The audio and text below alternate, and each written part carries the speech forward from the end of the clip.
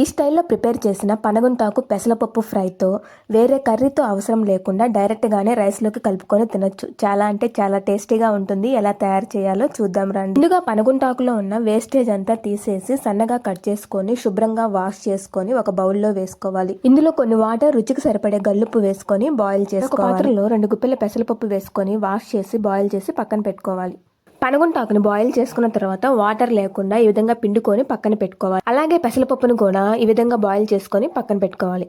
ఇప్పుడు స్టవ్ మీద కడాయి పెట్టి ఆయిల్ వేసుకొని ఆయిల్ వేడెక్కిన తర్వాత ఆవాలు, జీలకర్ర, ఆనియన్స్, కచ్చా పచ్చాగా దంచిన వెల్లుల్లి రెబ్బలు, పచ్చిమిర్చి, కరివేపాకు వేసుకొని దోరగా వేయించుకోవాలి. ఇప్పుడు ఇందులో పనగుంటాకు, రుచికి సరిపడే సాల్ట్, పసుపు వేసుకొని అంతా మిక్స్ అయ్యేలాగా కలిపేసి ఒక 2 మినిట్స్ మీడియం ఫ్లేమ్ లో పెట్టుకొని అలాగే వదిలేయాలి. ఇప్పుడు పెసరపప్పు వేసుకొని మిక్స్ చేసి ఒక 2 మినిట్స్ తాలింపుల కోసం ప్రిపేర్ చేసి పెట్టుకున్న కారాన్ని వేసుకొని మిక్స్ చేసి మీడియం ఫ్లేమ్ లో పెట్టుకొని మరొక 2 మినిట్స్ అలాగే వదిలేసి స్టవ్ ఆఫ్ చేసేయాలి.